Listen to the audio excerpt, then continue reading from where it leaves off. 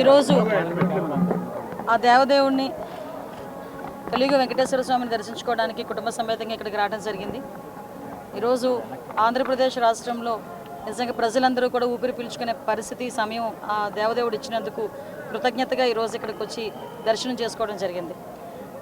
ఆంధ్రప్రదేశ్ ప్రజలందరూ కూడా లాస్ట్ 5 ఇయర్స్లోనే పడిన కష్టాలు మళ్ళీ తిరిగి పడకుండా కంపల్సరిగా చంద్రబాబు నాయుడు గారి ఆధ్వర్యంలో, పవన్ కళ్యాణ్ గారి నాయకత్వంలో, లోకేష్ బాబు గారి నాయకత్వంలో, ఎన్డీఏ అందరి నాయకత్వంలో కూడా ఆంధ్రప్రదేశ్ మంచిగా అభివృద్ధి పదంలో ముందుకెళ్తుంది.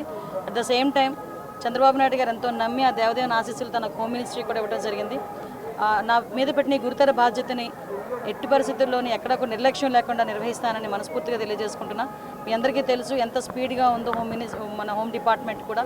మొన్న చీరాల్లోని ఒక అమ్మాయిని అతి దారుణంగా హత్య చేయడం జరిగింది, రేప్ అండ్ మర్డర్ జరిగింది. ఆ జరిగిన వెంటనే చంద్రబాబు నాయుడు గారు స్పందించి నన్ను అక్కడికి పంపించడం జరిగింది. వితిన్ అవర్స్లో నేను అక్కడికి వెళ్ళి ఆ ఘటనా స్థలాన్ని అదంతా చెప్పి పోలీస్ డిపార్ట్మెంట్ వాళ్ళకి కూడా 48 గంటలు నేను వాళ్ళకి టైం ఇవ్వడం జరిగింది. కానీ వాళ్ళు డిపార్ట్మెంట్ వాళ్ళు కూడా చాలా మంచిగా 36 అవర్స్లోనే నిందితులు ఎవరైతే ఉన్నారో వాళ్ళని పట్టుకొని ఈరోజు వాళ్ళందరినీ అరెస్ట్ చేయడం కూడా జరిగింది.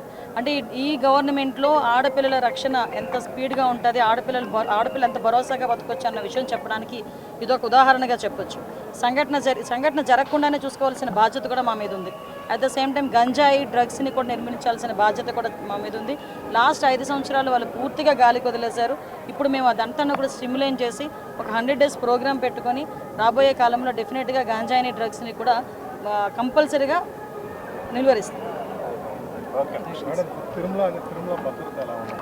తిరుమల అంటే మీకు అందరికీ తెలిసిందే, 5 సంవత్సరాలు భక్తులు కూడా ఎంత ఇబ్బంది పడ్డారో. నేను ఇక్కడికి వచ్చిన తర్వాత భక్తులందరూ కూడా మమ్మల్ని వచ్చి, అమ్మ మంచి గవర్నమెంట్ వచ్చింది, మీరైనా తిరుమలని బాగు చేయండి, ఇప్పుడు మీరు బాగు చేస్తారు నమ్మకం ఉందని చెప్తూ ఉంటే ఈ 5 సంవత్సరాలు ఎంత దారుణంగా ఈ తిరుమల తయారైందో మనందరికీ కూడా తెలుసు. ఎందుకంటే కనీసం లడ్డు నాణ్యత లేక, లడ్డు సైజ్ తగ్గించి, ఆఖరికి వసతులు సరిగా లేక చాలా ఇబ్బందులు పడ్డారు. కానీ అలాంటి ఇబ్బందులు పడే పరిస్థితి లేదు. అధికారులందరూ కూడా మారారు.